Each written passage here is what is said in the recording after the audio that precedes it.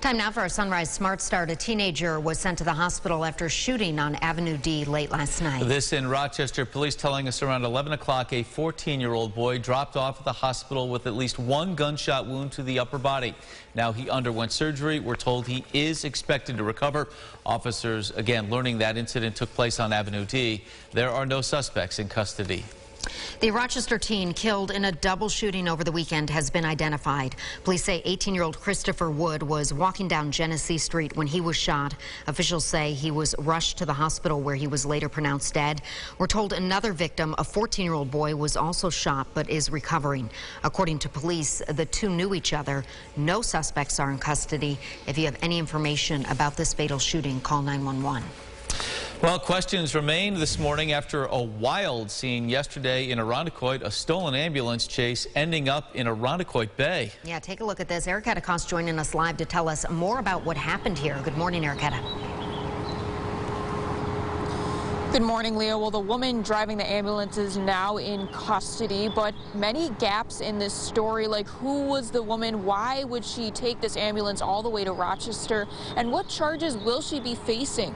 The ambulance was taken from Utica. Officials say just before 11 a.m. yesterday, they found it on the I-490 westbound, attempting to stop it when the ambulance exited at Culver Road, eventually down Seneca Road, where we are right now, and into the bay. Police say the ambulance operator was able to swim to safety and then received medical attention.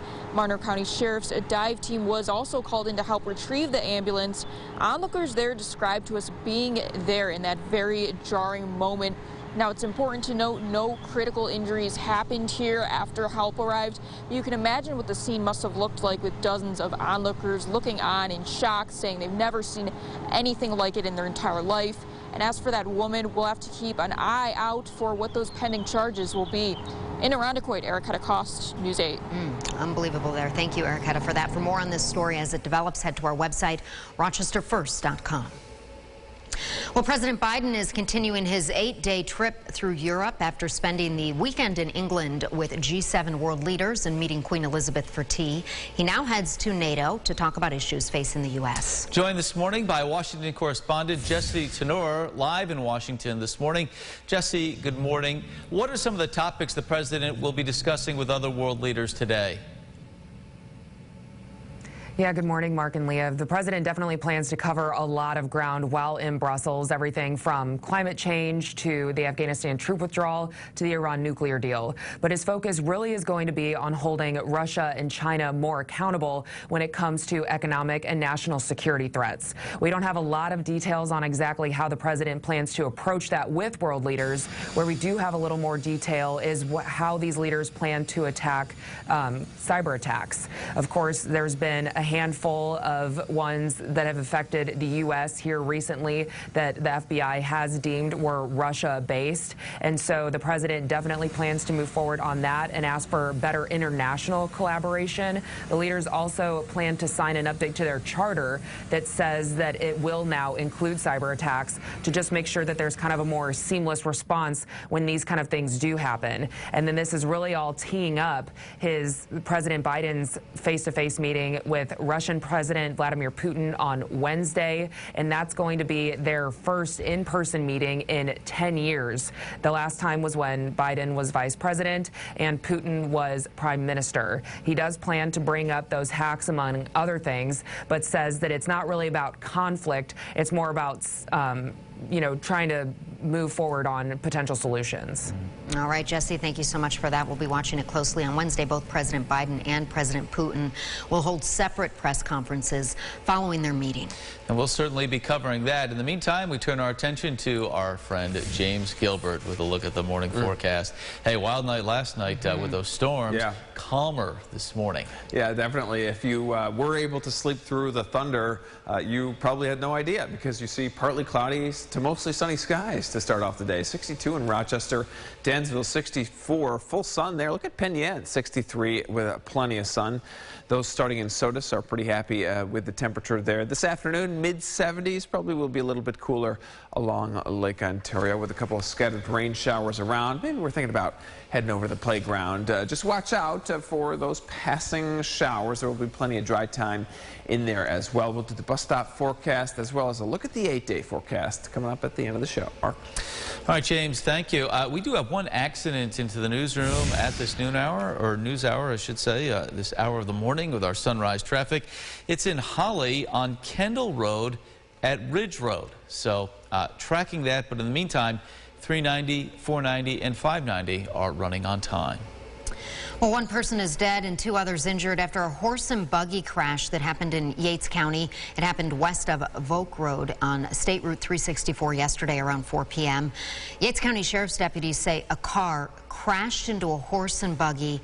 2 victims had to be taken to the hospital, and the horse had to be put down due to injuries. Officials say charges in this crash are pending.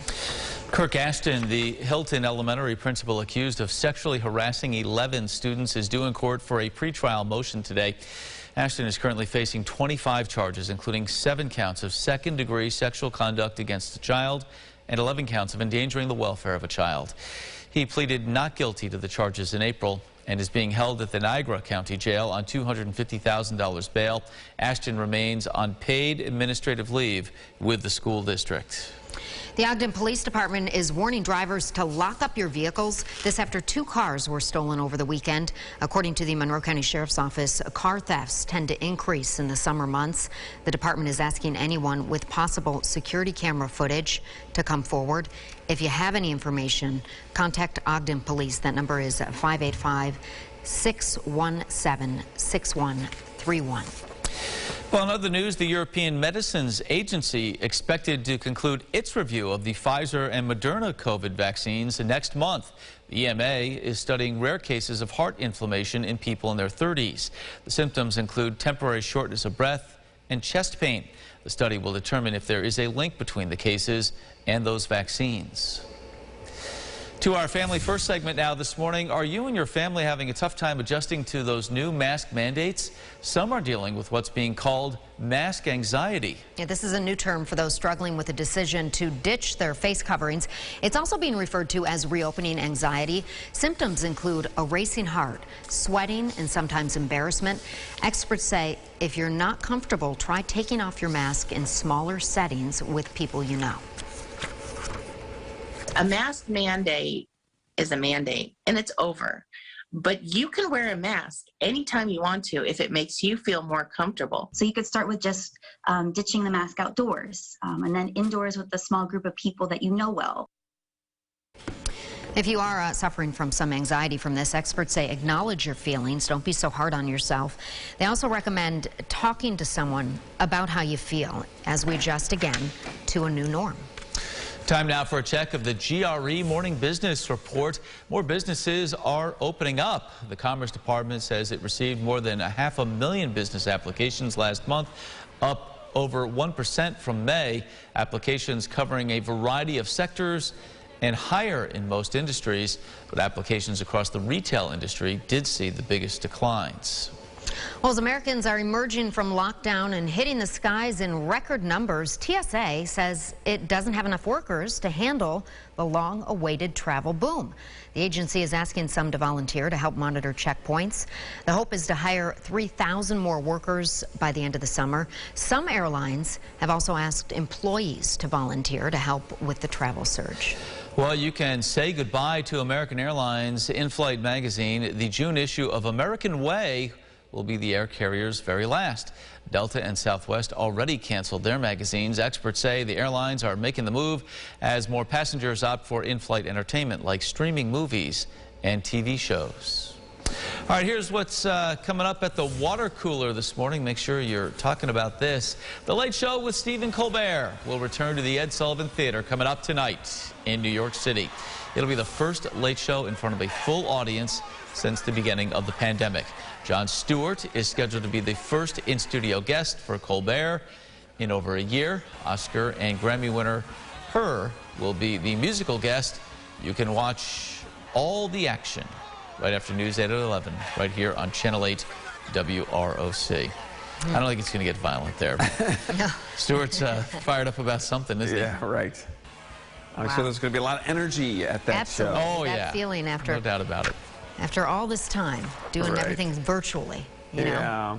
Well, some kids still get on the bus stop, right? Some are, yes. Yeah. Maybe the last week for some, second to last week possibly. Is it the last very week for close. yours? Right. Yeah, it's kind of we've got staggered end dates here, so for some, yes, others, no. Yeah, right. Well, we'll keep doing it for all the kids here. Bus stop forecast starting off in the 60s, which is a pretty comfortable start. Dodging a couple of rain showers this afternoon in the 70s. We'll finish off with the 8-day forecast here. The trend is on the cooler side, so I just glanced at Rochester's record overnight lows for the 16th, Tuesday night and into Wednesday. It's 48. I'm going for 50, so we're talking maybe record low territory for some of these temperatures this week. Give the AC a break. Yeah, 100% jackets. All right, thank you so much. Thank you for watching News 8 at Sunrise. Our next update coming up in 30 minutes. CBS This Morning is up next. Have a great day.